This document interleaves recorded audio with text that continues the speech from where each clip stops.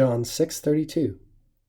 Dixit ergo eis Iesus, Amen, amen, dico vobis, non Moises dedit vobis panem de caelo, sed pater meus dat vobis panem de caelo verum.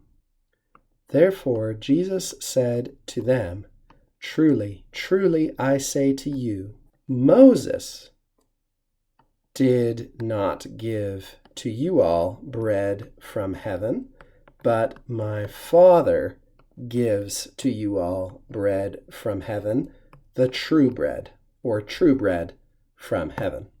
Jesus responds now to the sort of implied request for more supernaturally provided sustenance that the crowd had expressed in the last verse. And he is, in a sense, seeing their scriptural precedent and raising it to a yet higher, or we might say a deeper level of interpretation of the very things that they have invoked from their Old Testament past. And the Latin is relatively simple and uses a lot of the same language as the last verse because Jesus is using their own language to direct them to a better interpretation of the events that they're mentioning. So we'll go through this relatively quickly. Ergo, for this reason, therefore, Jesus said to them, there's our dative of people spoken to yet again, truly, truly, these Hebrew loan words, left as they are, indeclinable, I say to you all, and notice throughout here, these are all plural datives. Again and again, we need to keep in mind he's talking to everybody in the crowd here, and in a sense to the whole people of Israel, not just to one person. I say to you all, Moses did not give bread to you from heaven. The great 16th century commentator Erasmus says on this verse, Jesus is not denying that Moses gave them any bread at all. Jesus is making a point here about the source of the bread and indeed about its nature. And Erasmus evidently was saying that to forestall or to refute sort of simplistic or overly literalistic interpretations of this passage, which the language of the Vulgate might seem to leave the door open for. So again, Jesus is saying, it was not, we might say in English, it was not Moses who gave to you the bread from heaven. Erasmus also objects, really this should be illum panem, that bread from heaven, or the bread from heaven, about which you had been speaking in the previous verse, you of the crowd. But pater meus, my Father, that is God the Father, is the real source. And notice the change in tense here.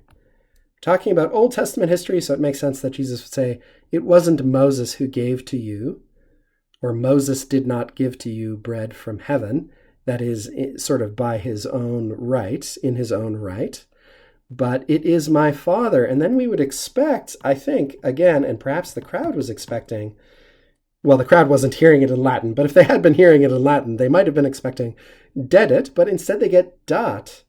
It is my Father who gives, or is giving to you, the true bread from heaven. We've got to fit that verum in there.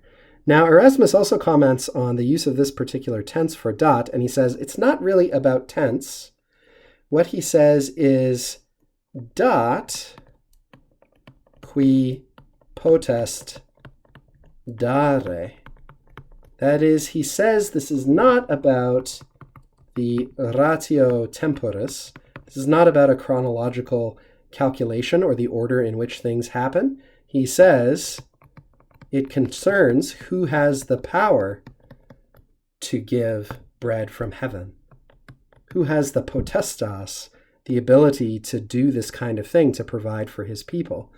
And we have English expressions like this too. It is the Father who gives the bread. That is, he is the only one who is able to accomplish this miracle. So that's how Erasmus interprets the present tense. I will leave it to you, armchair theologians at home, to draw your own conclusions, but I always find it interesting to hear from Erasmus as a commentator on the Latin text as we think through it.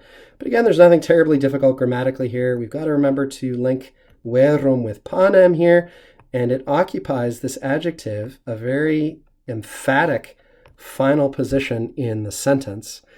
And I just pointed out, in fact, this week to my beginning Latin students, we always have to attend to the first and last words or phrases, in particular in a Latin sentence, whether in the Vulgate or anywhere else, because those are the natural points of emphasis when you're expressing yourself in Latin. The very first thing you say that your reader or your listener hears, and then the very last thing that remains ringing in their ears, those are really points to pay attention to. And again, the translators of the Vulgate are usually trying to follow the Greek and even the Greek word order as closely as they can. So that's not always quite as true in the Vulgate, but in general, it's a good rule of thumb. And you can hear Jesus' emphasis very clearly here with verum coming at the very end, because it causes the listeners, or ought to cause the listeners, to reflect on what exactly is the difference between true bread from heaven and a shadow of the true bread from heaven, or sort of the lesser thing that they may think of instead.